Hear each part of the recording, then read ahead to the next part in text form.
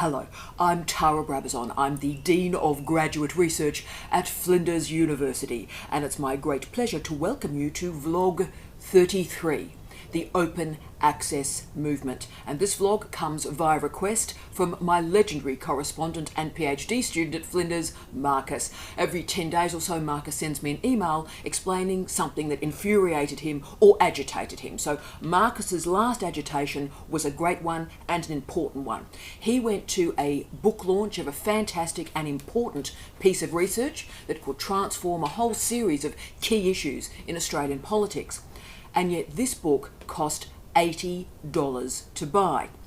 And Marcus quite rightly asked, well, what's the point of doing research if it's never going to be read, because who could afford to buy a book like this? Now, Marcus, great point, and I'm going to provide some solutions for you today, good sir, to handle that problem. So this is not an isolated concern, Marcus and colleagues. Let me give you another example. Here's one I prepared earlier. Last Friday, this book arrived for me, very excited, from Amazon UK. I've been waiting for it for a long time. Men, Masculinity and Violence, an Ethnographic Study. Really fantastic book by Anthony Ellis. Now, this is an important model for many of you because Anthony Ellis was a PhD student at the University of Sheffield, just like you guys, a PhD student. This was his PhD. And it transformed into a book, a fantastic book that's being refereed really well. It is a great book. I can highly recommend it. Wonderful. He's now a lecturer at the University of Salford. So congratulations, Anthony. Wonderful book. Very impressed. Now, this is a model that I've been recommending for many of you to consider. Write your thesis, get it into a book. Fantastic. Get an academic job. Anthony's done it for you. But the challenge with that wonderful book is that it's £90. Yes, £90 to buy. That made me, and I really wanted that book, but even that made me take an intake of breath. I could use it, Steve could use it, we'd use it for years, but 90 quid, a lot of money. So Marcus, colleagues, how are we going to handle this? How do we ensure your research gets out into the world and it is read? So today presents a key series of strategies for you right now, as PhD students, and in the future as early career researchers, and indeed going forward in your career. This is a biggie. So let's start with my title, Open Access Movement. Now, I could have called this vlog Open Access Publishing, Open Access Books, Open Access Articles, Open Access Research, but I chose movement for a reason, because the Open Access Movement is about commitment. It is a commitment to accessibility, it's a commitment to accountability and transparency of publicly funded research. It's a recognition that all of us are paid by the public purse. And so the research that we produce should be read both inside and outside the university, full stop. Now, publishing, as we've talked about through these vlogs, has changed radically in the last 20 years, in the last 10 years, and if I'm frank, in the last 2 years. It's an emerging paradigm. And remember, what I'm doing today is not about experienced man of publishing. I teach publishing, guys. So this is one of the areas of my professional expertise. And I'm really going to talk through the open access movement for you today in terms of thinking about the trajectory of your scholarship now and into the future. And yes, I'm going to define it. We're going to talk about its strategies and potentials, and also some of the critiques and the threats that are approaching it. So the definition.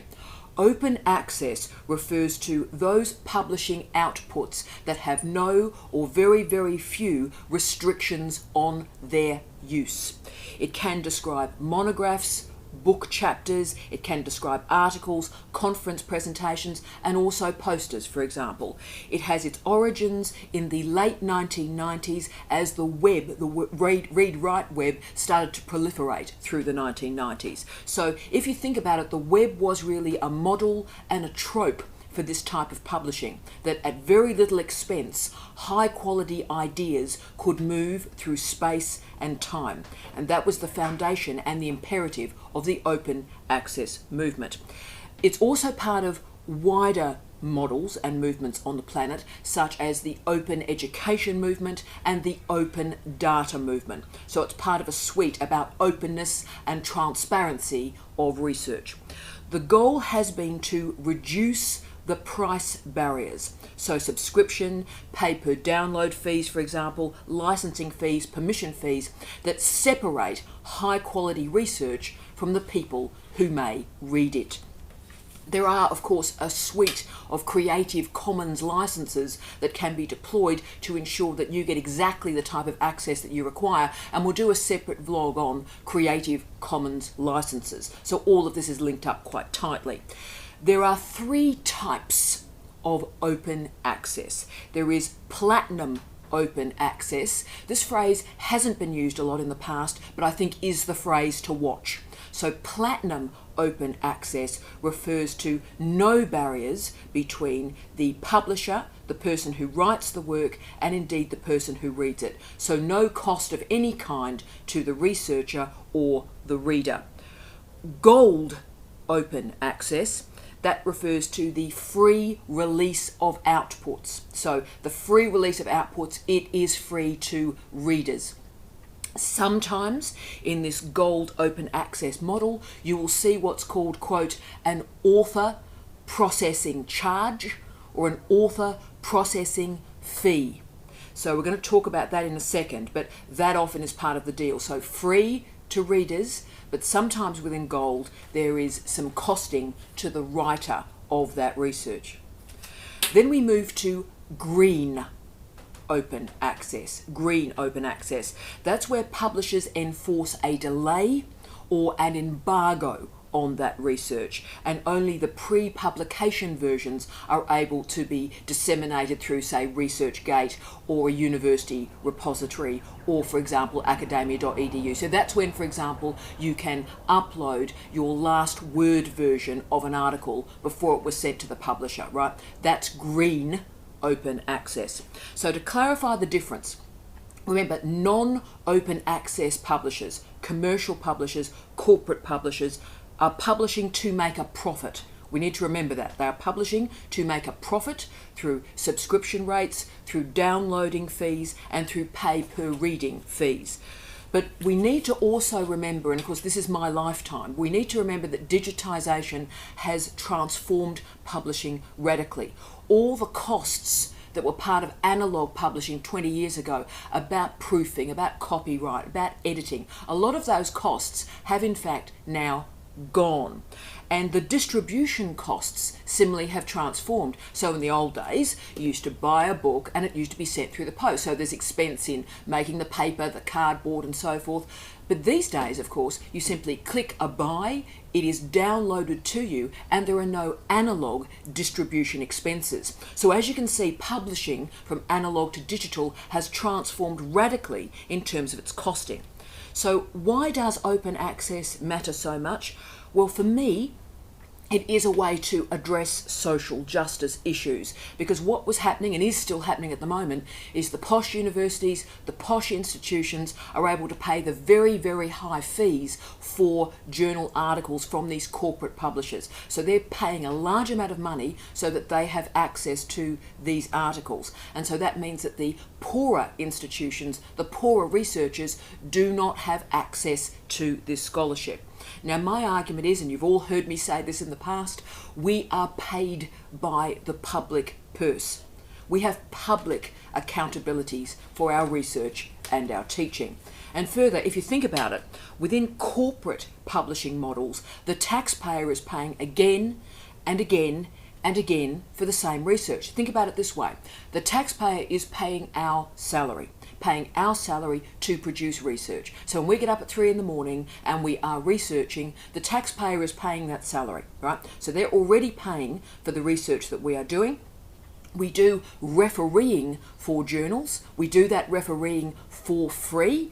We might do it on the weekend, we might do it late at night, but again, we do that work for free. And then the publisher takes that free research that we've done and that free refereeing, all subsidised by the taxpayer, and then charges universities once more to actually release that research back to them through a journal. Can you see the problem? Yeah.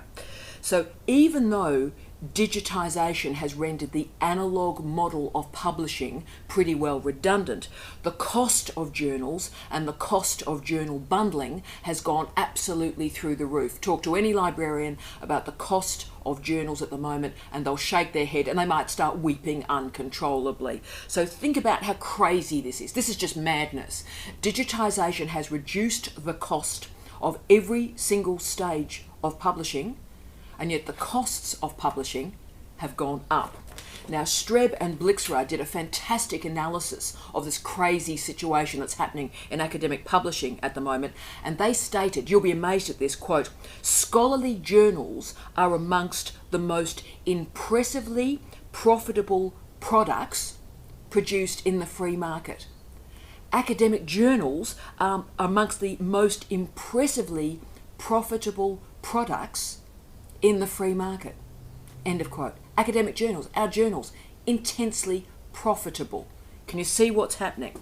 So why does this matter to all of you?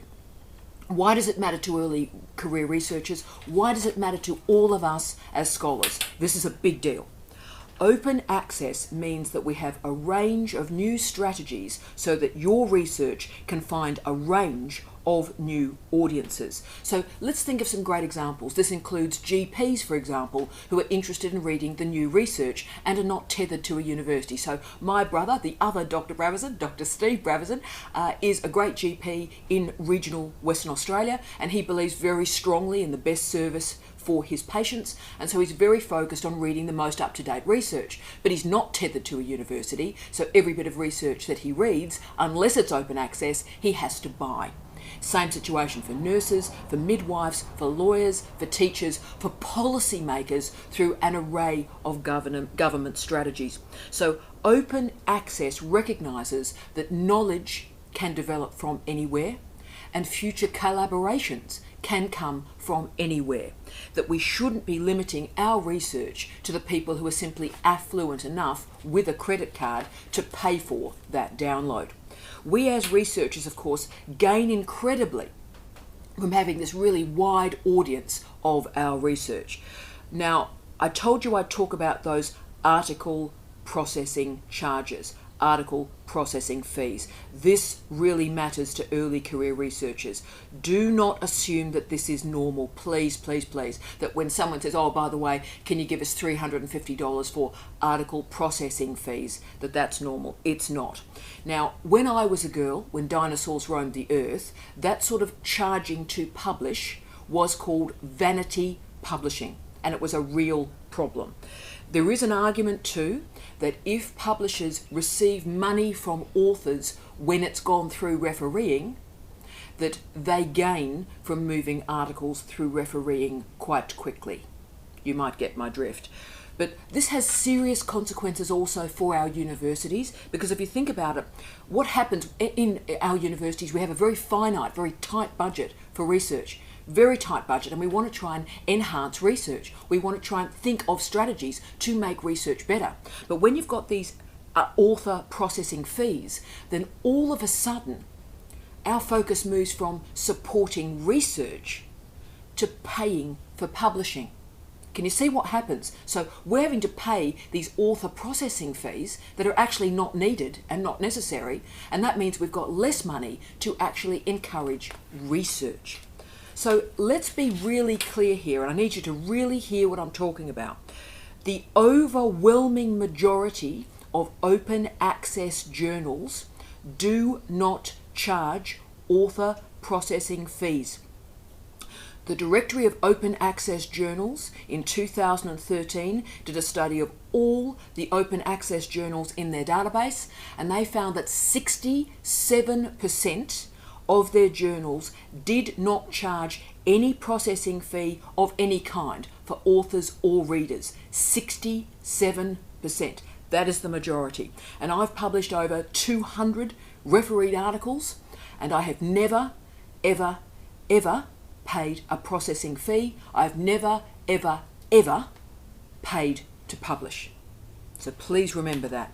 Always remember when you're confronted by these sort of ethical issues, I am paid by the public purse for my research, and the public should have the right to read it. Remember, we referee for free, we write for free. Of course, it's subsidised by the public who pay our salary, but we do that work for free. And publishers are making money on that free work and that public subsidisation of research. Therefore, a range of colleagues around the world, we're talking particularly librarians, we're talking fantastic academics, have said, you know what, enough. And we're actually going to take the next step and we're going to start and edit open access journals. So they continue this volunteering academic activity to ensure that there are no processing fees. So let me provide one example that you can look at today. And this is the journal First Monday, www.firstmonday.org. It's published, not surprisingly, the first Monday every month. It's been in existence for 20 years. It's one of the earliest open access journals, a powerful journal that investigates and researches the internet as its task. And it publishes material from the high theoretical humanities through to the hard sciences. Incredible journal. It's published 245 issues and 1,605 articles. I've had the great privilege of being published with them 3 times. I'm so privileged to be a part of the number of people who have been published in this journal. It matters that much. It has transformed how we think about the internet. And if you want to see how a really high quality open access journal, what it looks like, have a look at First Monday. And I found them professional, I found them ethical, I found them extraordinary. So if that is an area in which you research, please consider First Monday. So let me now provide some strategies for you. Okay, so you're interested in open access, you don't particularly want to pay stuff, or you don't want the university to pay stuff, you don't want your supervisor to pay stuff. How do we handle this? Right. Well, my first suggestion to you is as follows. You need to familiarise yourself with the directory of open access journals, www.doaj.org,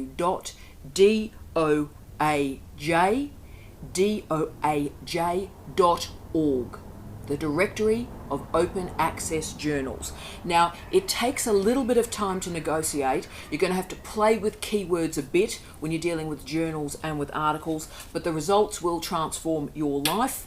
Almost 95% of my journal articles now have been published via open access, and when I have a new article to send out into the world, my first stop is always the directory of open access journals. I got an article accepted yesterday, open access article in an open access journal that I found through the directory of open access journals. So most of you know I take the responsibilities of public life very seriously, and I ask that you consider that as well in your future.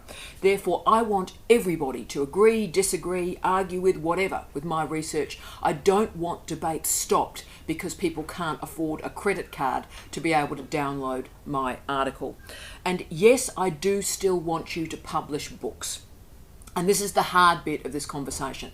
There are some open access models for scholarly monographs that are emerging, and UCL, University College London Press, is creating quite an interesting open access model. I am watching that, but I would argue that too many book publishers at the moment, when they're going into inverted commas open access, still have too many overlays with vanity publishing for my liking. So I was going to include the open access monograph publishing in this vlog, but to be frank with you, it's not mature enough for me to have that conversation with you now. In a year's time, it may be, and we'll do a specialist vlog. But when I was actually looking at open access publishers for scholarly monographs, I stopped writing this bit of the vlog when I saw someone, a publisher that will remain unnamed, asking for €9,000 to publish a book. Now, I'm sorry, that's so close to vanity publishing, I just can't deal with that. So we'll park the book issue for the moment.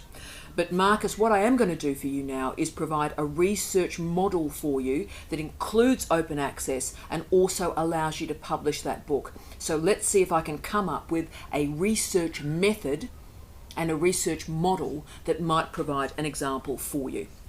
And this example comes from a book that I'm writing at the moment with Professor Steve Redhead, the wonderful Steve, and Dr. Leanne McRae. Big shout out to Steve and to Leanne. And this book is a big one. We're looking at movement cultures, walking, cycling, but basically movement cultures in third tier or small cities. And it's called Moving On Up.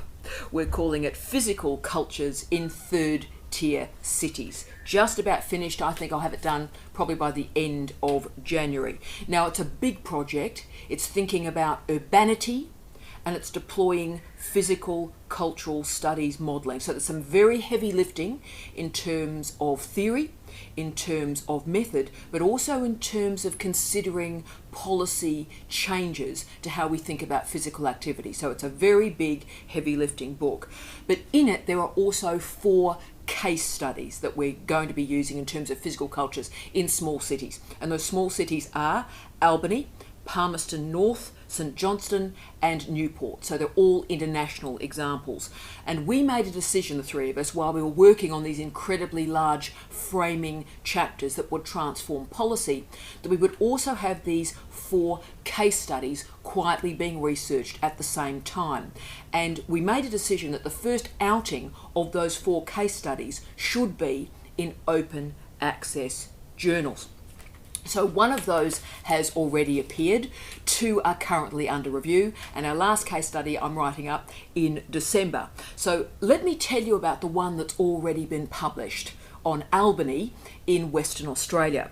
Now, Albany are creating some fantastic community-led strategies to enable cycling policy. So they've put an infrastructure in place to help the residents of the city, but also develop event tourism. So it's a really fascinating example here. Incredible economic, social, political benefits. It's a ripper of a model way down in the southwest of Western Australia. So we finished this research, and then I wrote that piece up.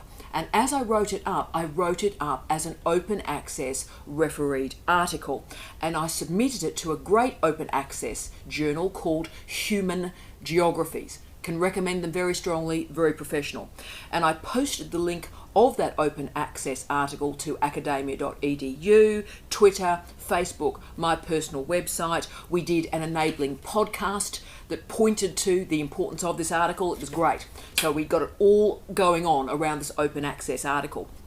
And I was within 3 days contacted by some of the most amazing scholars of cycling on the planet, from the Benelux countries particularly. They, of course, their work was cited in the Albany piece. They must have had a Google Scholar alert up. They found the article, they read the article, they loved the article. It's already received so many citations, and that article is less than a year old. So all sorts of cycling innovations around the world are now incorporating the Albany model in their research. And so that's great, that's the international scholarly bit, but the story goes a bit further. Leanne was then asked by community leaders, cycling leaders, policy guys and gals in Albany to talk about the research. So she travelled down to Albany and spoke about that research. She's a wonderful communicator, did a fantastic job, but even more importantly, in that group, she could directly refer to, click that link, and here is the original research. So all these people who were interested in cycling policy,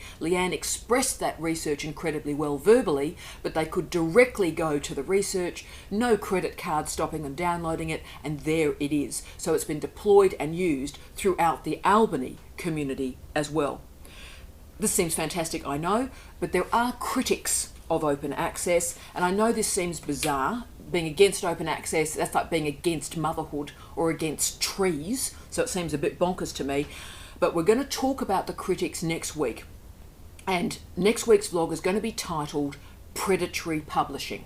Now, I intentionally have not mentioned that phrase in this vlog up to this point, because particularly in the United States of America, any critique of the open access movement is done by, oh, it's just about predatory publishing. So I'm going to talk directly about predatory publishing next week, but I'm not going to unsettle or undermine the importance of open access by using those North American critiques. We'll talk about that next week. What we all agree on, I think, is communicating research is integral. Why would any of us be spending years of our lives researching something that nobody will read? We want to disseminate this research. For many of us, we are in the business of changing the world. We are doing this to change populations, politics, and policy. That's why we're in this business. And open access is one clear and one really powerful strategy to do that. So Marcus, you are a legend. thank you for this great suggestion. And you've started off our publishing suite. It'll continue between now and Christmas. So I always love hearing from you. If there are things in publishing you want me to talk about, I will go there. So send me that email. And as always, Marcus, you're a legend. Everybody, thank you so much for your time. You are wonderful. I wish you love. I wish you light. I wish you peace. Tea out.